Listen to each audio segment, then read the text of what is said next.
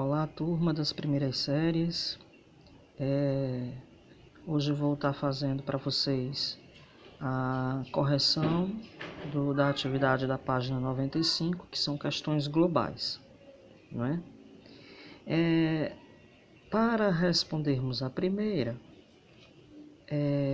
voltamos aos modelos atômicos, não é?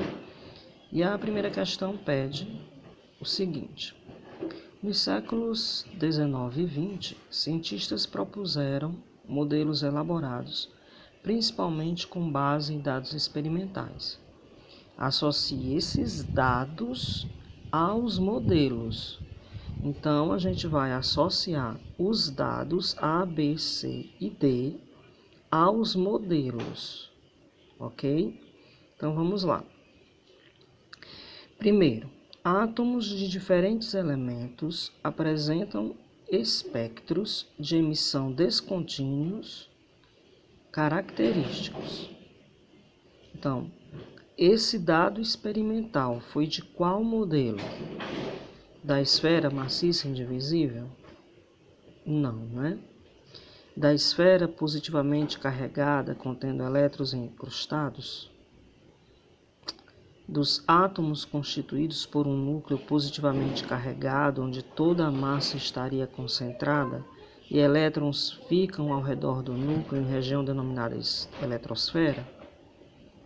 Ou esses espectros descontínuos estão relacionados ao modelo de elétrons e orbitais circulares ao redor do núcleo?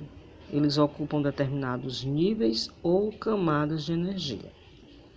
Então, esse dado experimental é do Niels Bohr. Então, é o A, ok? Vamos lá. Dados, a resolução da página 95, questão 33. Os dados experimentais do A correspondem ao modelo 4.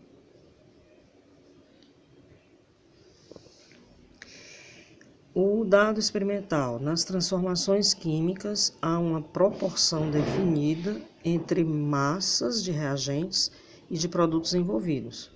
Então aqui, lembrando que está associado às leis das proporções de Proust, mas ao mesmo tempo quem é que trabalhou isso? O Dalton, com a esfera maciça indivisível.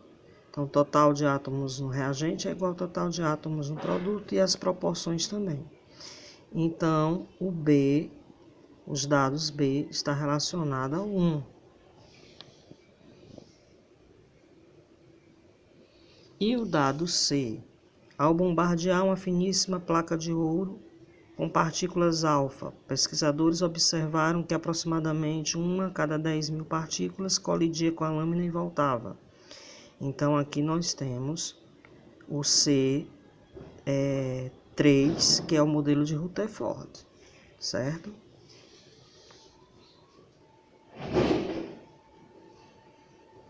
E o D, que é a descoberta do elétron de Thomson, ao provocar descargas elétricas de voltagem em gases rarefeitos no interior de um tubo de vidro, vai ficar representando o modelo 2, que é a esfera positiva carregada contendo elétrons incrustados. Então, vocês devem ter esses modelos fixos, tá bom? Para que possa estar cada vez mais sabendo dos modelos e das experiências. Pois bem, para responder a questão 34 em diante, nós vamos estar falando dos íons. Então, vamos lembrar. Íons, de acordo com as aulas que vocês tiveram, videoaulas. Os íons são espécies químicas, não é? Formadas quando átomos perdem ou ganham elétrons. E aí nós vamos ter os cátions, que são os íons positivos, átomos que perderam elétrons, e os ânions, os íons negativos, átomos que ganharam elétrons. E aqui eu botei dois exemplos, né? Então vamos lembrar: átomo é neutro, íon positivo, é cátion. Então, íon positivo, cátion, átomo. Aqui nós temos o cloro, átomo, e o ânion, que é o íon negativo, cloreto. Então, o que é que isso me diz? Isso me diz que quando eu tenho o cátion, é porque perdeu elétron. Então, se o número atômico do sódio é 11, aqui ele tem 11 prótons e 11 elétrons. Aqui ele tem 11 prótons e 10 elétrons. Veja que o sinal positivo representa que ele perdeu um dos 11 que ele tinha. No cloro, ele tem 17 prótons e 17 elétrons quando ele está neutro. Quando ele forma íons, ele perde elétrons, ele ganha elétrons. Então, ele está aqui com 18 elétrons. Ok? Então, para fazer o quadro da 34, a gente precisa muita, mas muita atenção. E precisamos também da companhia da tabela periódica. Nós aqui vamos ter que preencher esse quadro, né? Eu não posso preencher esse quadro com o número de prótons se eu não consultar a tabela periódica atrás do iodo, né? Querendo saber o número atômico do iodo, porque 127 é sua massa e menos 1 sua carga, né? Então, eu preciso consultar a tabela periódica. Mas, desse jeito que está aí, se eu não conhecer o elemento, eu vou ter uma demora enorme para procurar.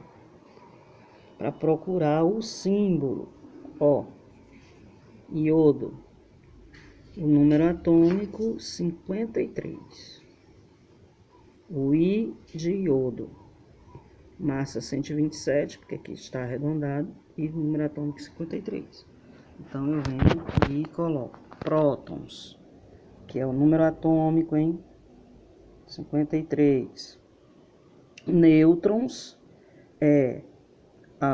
prótons e nêutrons me dão a massa. Então, o que é que eu vou fazer? Vou pegar os 127 e subtrair 53. Dá quantos nêutrons? 74. Lembra da musiquinha? Prótons e nêutrons nos dão a massa que o átomo tem, né? Elétrons, presta atenção agora. Se o iodo neutro tem 53 prótons e 53 elétrons, mas ele ganhou um. Se ele está negativo é porque ele ganhou, ele formou o íon negativo, que é chamado de ânion, né? Então, ele está com 54 elétrons, que é 53 com 1 que ele ganhou. E a carga, 1 menos, né? A carga é 1 menos. Bom, na segunda coluna, nós vamos ter que descobrir também outras coisas. Vamos lá. O elemento aqui tem 37 prótons.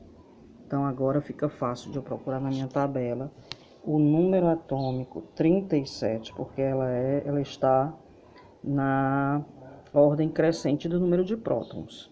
Com o número de prótons é bem mais fácil encontrar. Então, eu tenho 37 aqui do rubídio.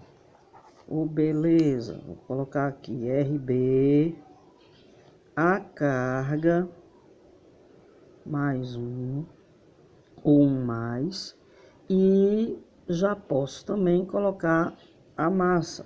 37 mais 41 dá 78. Não é isso?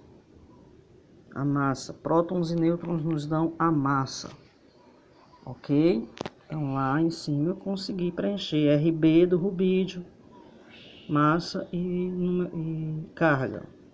Quantos elétrons ele está, hein?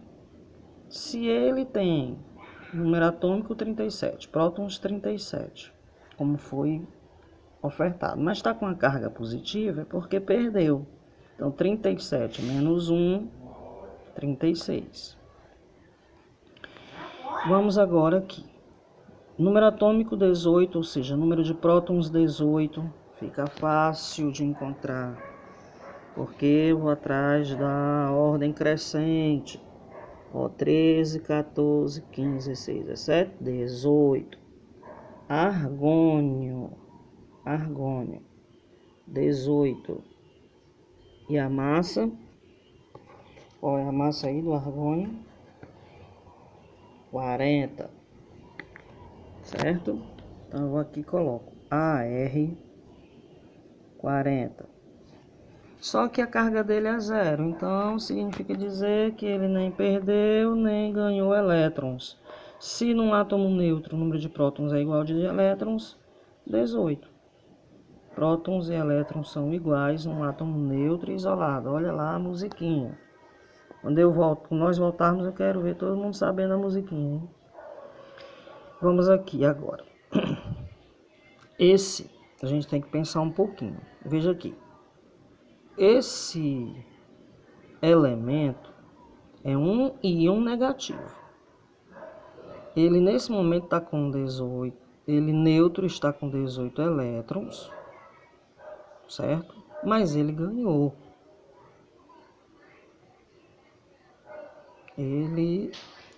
No caso, ele está com 18 porque ele ganhou. Então, ele tinha, na verdade, 16 prótons e 16 elétrons. Como ele ganhou 2, ficou com 18 elétrons. Então, quem é o elemento com 16 prótons? Aí eu vou para a tabela periódica procurar. Quem tem 16 prótons é o enxofre.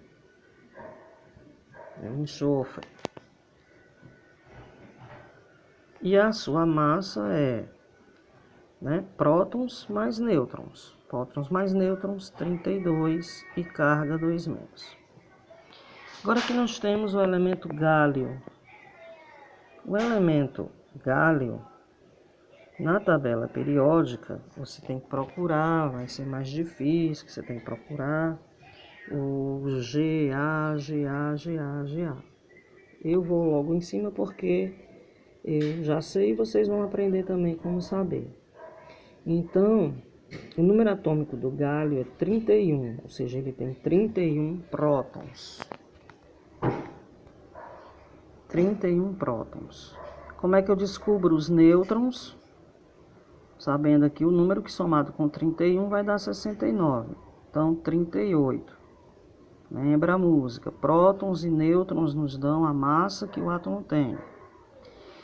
Se ele fosse neutro, ele teria 31 elétrons. Mas ele está com 3 cargas positivas. Então, significa dizer que ele não está com 31 elétrons mais. Ele perdeu 3 elétrons. Então, ele está com 28 elétrons. E sua carga, 3 mais. Então, tá aí, preenchemos a tabela 34. A gente tem que estar por dentro desses números, dessa estrutura atômica, viu, gente? Tem que estar por dentro. Vamos para a questão 35.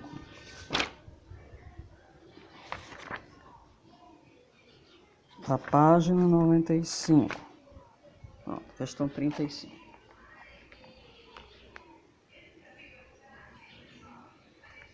O átomo de elemento químico, ao perder 2 elétrons, forma um cátion contendo 36 elétrons. Então, ao perder, ele forma um cátion. Vamos chamar esse elemento de X, que vai ter, então, que ao perder 2 elétrons, ele vai ficar 2 positivo. Então, se ele vai ficar 2 positivo,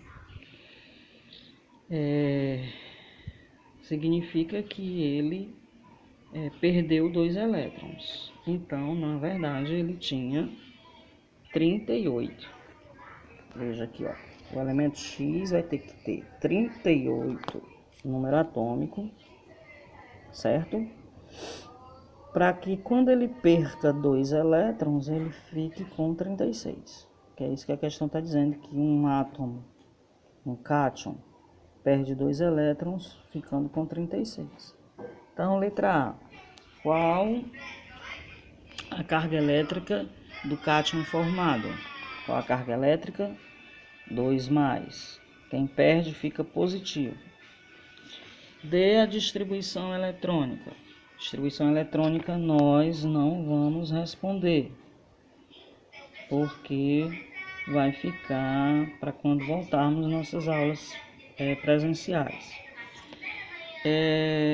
Quantos prótons há no núcleo desse elemento? Quantos prótons? 38.